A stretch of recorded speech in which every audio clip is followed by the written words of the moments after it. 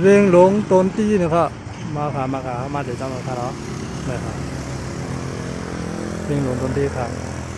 เขาขาเตะมือหลีส่วนหมอกตั้งในค่ะเนี่ยตั้งในนะครับเขาขาเตะขึ้นมือหลีส่วนหมอกตั้งมือปุ่นเนี่ยเขาว่าเนี่ยเขาเนี่ยว่ากาก่อนน้ำไม้สุงค่ะกำเนิดของเขาขาเข้ามาหอดถึงในส่วนหมอกตองจี้นะครับเนาะนะครับคำเขาขาเตะเข้ามือหลีตั้งในค่ะเนาะส่วนหมอกตองจี้เขาเนี่ยกาเขาได้เป็นก้นเท่าในก็เห็นหาปากเนี่ยเขาว่าเนี่ยทำไม่รู้ฮัลโหลท่านประธานน่ะมีแพนด้าเนี่ยมามือไหนมามือไหนมาน่ะมือมือพวกเลย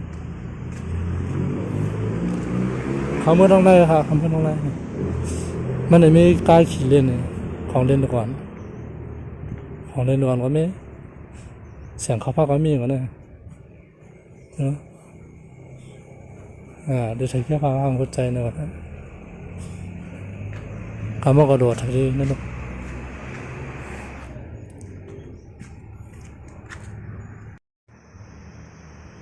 คำในกอเขาขาไปลงขาที่กันเนาะไปลงขาที่กันเขาขาเลยตั้งใจบนกันเด็กกลางไว้ก่อนนั้นก่อนนะพามากลางมามัดด้วยทางกึดกำอันนี้เป็นนูเป็นไก่มั่วนะขาสลอดเลยเฮ้เป็นนูเนี่ยเราเป็นบางใต้เป็นนูนะหนูสีขาวเนี่ยนะหนูของเนี่ยตัวนี้หนูหน้าหนูยันเนี่ย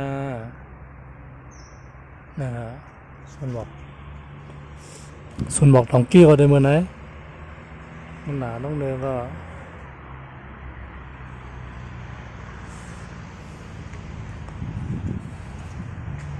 ต้องได้ก็นะครับผมจำไม่ได้สองสิทั้งปุ่นก็จะเป็นลิงทั้งนั้นที่นั่นนะเฮ้ยที่นั่นเป็นลิงนะที่นั่นนะมันมีทางเส้นเนี่ยทางหัวใจ